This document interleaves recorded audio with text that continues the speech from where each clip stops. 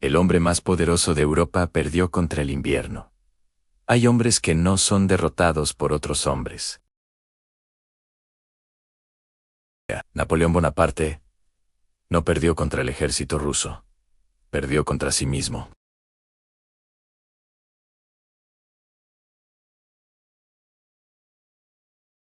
Había humillado a monarquías antiguas, reescrito el mapa de Europa y convertido la guerra en una ciencia exacta, casi un arte.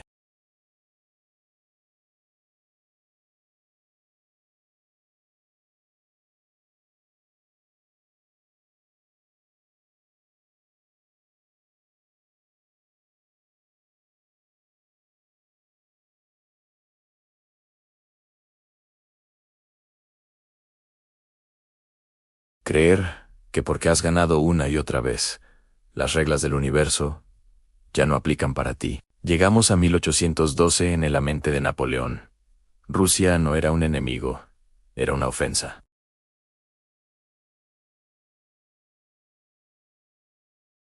Pero representaba algo peor, algo que el poder absoluto no puede tolerar, a la desobediencia. El zar, Alejandro, y no seguía el sistema continental. Ese bloqueo económico que Napoleón había impuesto para ahogar a Inglaterra. No se alineaba, no aceptaba el orden que él, Napoleón, había diseñado para Europa. Y para un hombre que se ve a sí mismo como el centro del mundo, la desobediencia no es un desacuerdo político, es una afrenta personal. Así que Napoleón no invade Rusia por estrategia.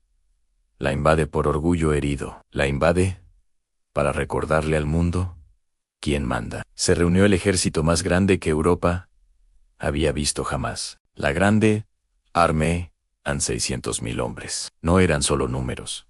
Era una máquina de guerra perfecta en veteranos, endurecidos por una década de campañas. Una logística que era la envidia del continente. Oficiales brillantes que habían aprendido el arte de la guerra del maestro mismo. Pero había algo que ni el genio de Napoleón, ni sus mariscales, ni sus intendentes podían calcular: la inmensidad de la naturaleza y el frágil límite de la resistencia humana. Napoleón, en su cima, creía que todo podía someterse a su voluntad. A los hombres, los reyes, las fronteras, incluso el tiempo.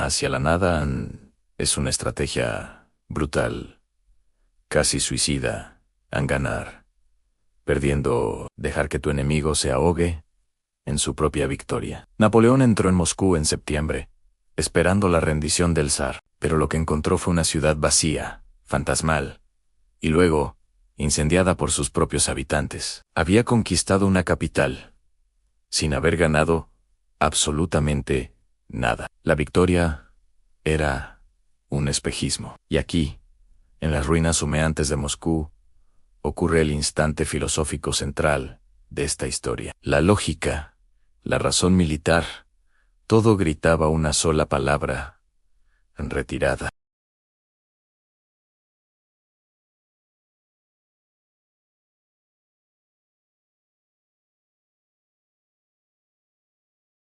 Y el ego, amigos, no retrocede.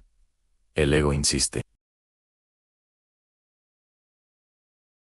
Napoleón esperó días en semanas. Confiaba en que el zar enviaría un mensajero suplicando la paz. Creía que el mundo, que siempre se había doblegado ante él, volvería a obedecer. Pero el mundo no negocia con la soberbia. El frío no espera a nadie.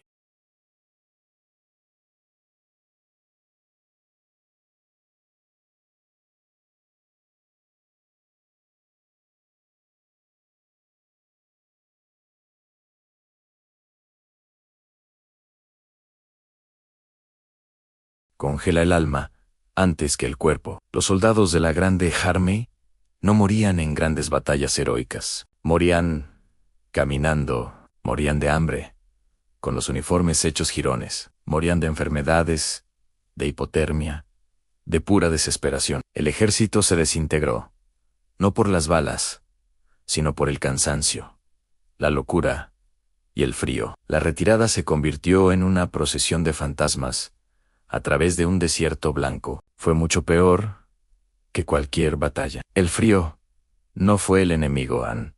Fue el veredicto. Fue la sentencia de la realidad contra la arrogancia. Aquí es donde la historia se convierte en filosofía. Napoleón creyó que el mundo tenía sentido, que había una lógica.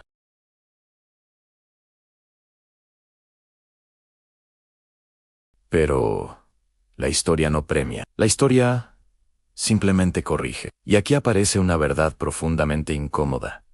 En el poder sin límites, pierde contacto con la realidad. Se encierra en una cámara de eco, donde solo escucha su propia voz. Napoleón no perdió porque fuera débil, ni porque sus enemigos fueran más fuertes. Perdió porque, en la cima de su poder, ya no sabía escuchar a nadie, ni a nada más que a su propio orgullo.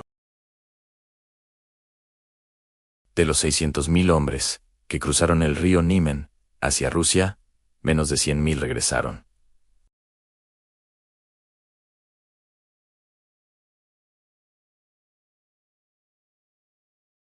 El mito se había quebrado. Napoleón siguió gobernando un tiempo. Luchó más batallas. Incluso ganó algunas, pero ya no era invencible.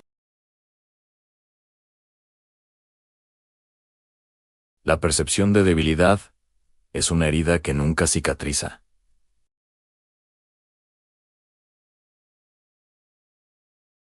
Es cualquier líder, cualquier persona, cualquier uno de nosotros que no acepta sus límites.